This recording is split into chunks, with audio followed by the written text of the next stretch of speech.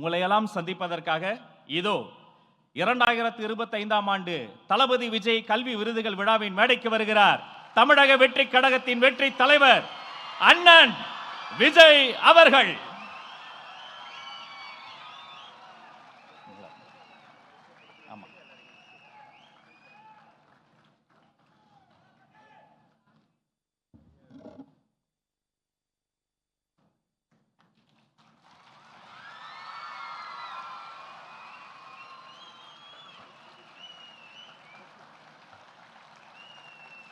வெற்றி தலைவர் அவர்களுக்கு மலர் கொத்து கொடுத்து வரவேற்பு செய்வதற்காக பொதுச் செயலாளர் அண்ணன் அவர்களையும் அன்போடு அழைக்கிறோம்.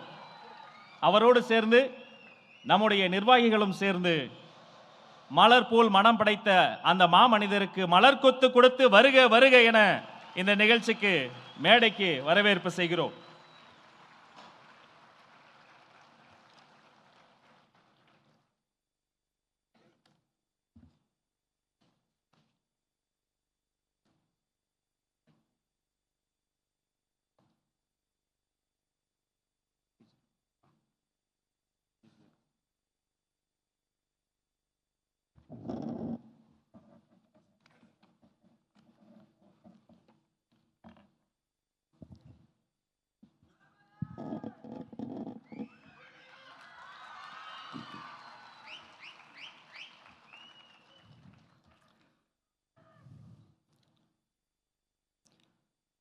My dear young leaders and parents,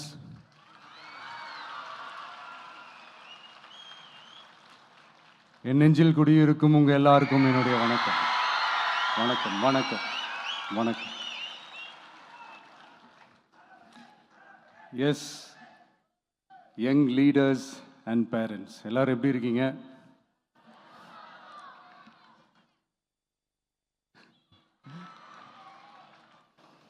உங்க எல்லாரையும் சந்திச்சதுல மிக்க மிக்க மகிழ்ச்சி.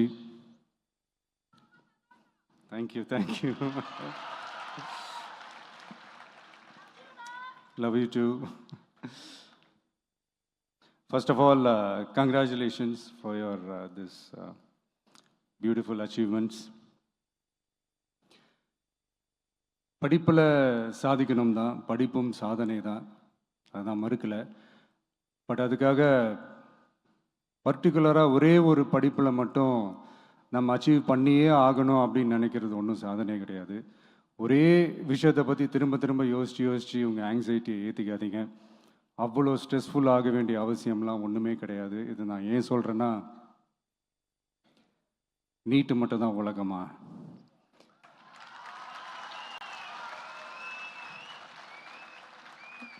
நீட்டை தாண்டி இந்த உலகம் ரொம்ப ரொம்ப பெருசு. அதில் நீங்கள் சாதிக்க வேண்டியது பல விஷயங்கள் இருக்குது. அதனால் இப்போவே உங்கள் மைண்டை ரொம்ப ஸ்ட்ராங்காக வச்சுக்கோங்க, டெமோக்ராட்டிக்காக வச்சுக்க கற்றுக்கோங்க. ஏன்னா டெமோக்ரஸின்னு ஒன்று இருந்தால் தான் இந்த உலகமும் சரி, இந்த உலகத்தில் இருக்கிற எல்லா ஃபீல்டும் சரி ஒரு ஃப்ரீடமாக இருக்க முடியும். அது மட்டும் இல்லை, ஒரு முறையான ஒரு டெமோக்ரஸி இருந்தாலே போதும், எல்லாருக்கும் எல்லாமும் ஈக்குவலாக கிடைக்கும். அதனுடைய ஃபஸ்ட்டு ஸ்டெப்பாக உங்கள் வீட்டில் இருக்கிற எல்லாருக்கிட்டையும் சொல்லுங்கள், அவங்கவுங்களுடைய ஜனநாயக கடமையை ஒழுங்காக செய்ய சொல்லுங்க.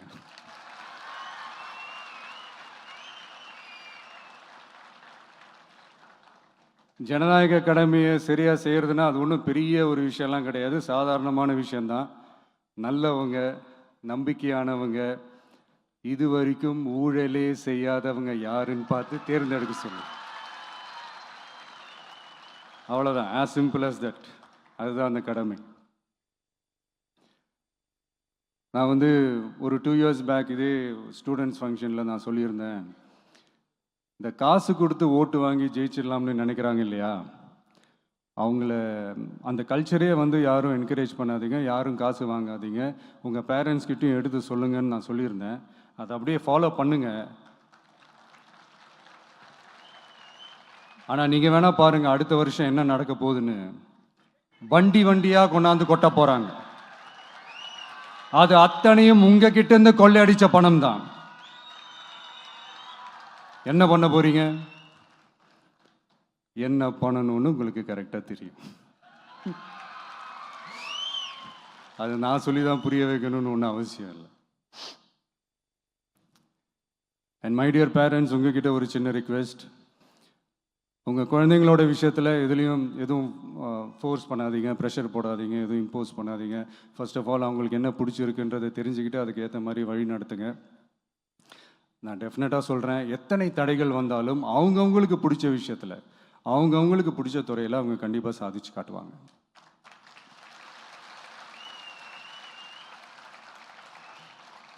அண்ட் இன்னொரு முக்கியமான விஷயம் உங்ககிட்ட நான் ஷேர் பண்ணணும்னு நினச்சது என்னென்னா, இந்த சாதி மதத்தை வச்சு இந்த பிரிவினை வளர்க்கிற அந்த சிந்தனை பக்கமே போயிடாதீங்க. அந்த சிந்தனை உங்களையோ இல்லை உங்கள் மைண்டையோ டிஸ்டர்ப் பண்ணுற அளவுக்கு அதை அலோவ் பண்ணவே பண்ணாதீங்க. விவசாயிகள் என்ன சாதி மதம் பார்த்தா பொருளை விளைய வைக்கிறாங்க? தொழிலாளர்கள் என்ன சாதி மதம் பார்த்தா பொருளை உற்பத்தியில் ஈடுபடுறாங்க? இவ்வளோ ஏன் இயற்கை அம்சங்களான வெயில் மழையில் சாதி இருக்கா, மதம் இருக்கா? எப்படி இந்த போதை பொருட்களை எப்படி நம்ம அறவே ஒதுக்கி வைக்கிறோமோ அதே மாதிரி இந்த சாதி மதத்தையும் ரொம்ப ஸ்ட்ரிக்டாக தூரமாக, எவ்வளோக்கு எவ்வளோ தூரமாக அதை ஒதுக்கி வைக்கிறீங்களோ அவ்வளோக்கு அவ்வளோ அதை தூரமாக ஒதுக்கி வச்சிருங்க. அதுதான் எல்லாருக்குமே நல்லது. ஏன்னா இப்போ ரீசெண்ட் டைமில் பார்த்தீங்கன்னா தந்தை பெரியார் அவர்களுக்கே சாதி சாயம் பூச ட்ரை பண்ணுறாங்க. ஒன்றிய சிவில் சர்வீஸ் எக்ஸாமில் கூட சாதி சாயம் பூசுகிற மாதிரி ஒரு கேள்வி ஒன்று கேட்டு வச்சிருக்கிறாங்க. இதையெல்லாம் வன்மையாக கண்டிக்கிறோம்.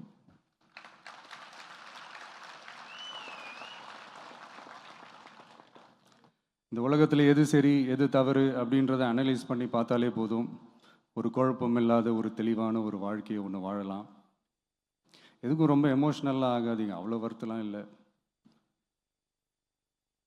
டெக்னிக்கல் அண்ட் சயின்டிஃபிக் அப்ரோச்சோடவே திங்க் பண்ணுங்கள். ஏன்னா வரப்போகிற இயர்ஸில் ஆல்ரெடி வந்துட்ட இந்த ஏஐ ஆர்டிஃபிஷியல் இன்டெலிஜென்ஸ் உலகத்தை எதிர்கொள்கிறதுக்கு அதுதான் ஒரே வழி. The sky is vast and wide and you have strong wings. So feel free to fly like a bird with courage, conviction and confidence.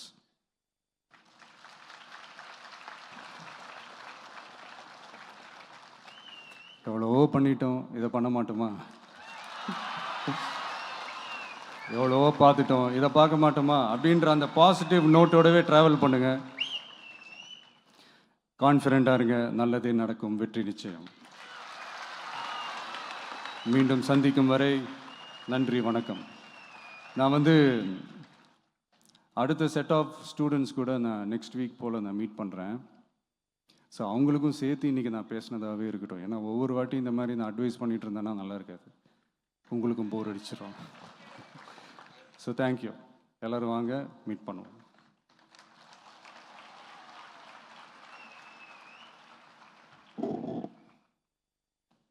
நன்றி. நீங்கள் ஆவலோடு காத்திருந்த அந்த பரிசளிப்பு தருணம் இதோ தொடங்குகிறது. முதலில் மாநில அளவில் 600க்கு 599 மதிப்பெண்களை வாங்கி குவித்த திண்டுக்கல் மேற்கு மாவட்ட மாணவி MS ஓவியாஞ்சலி அவர்களை அன்போடு மேடைக்கு அழைக்கிறோம்.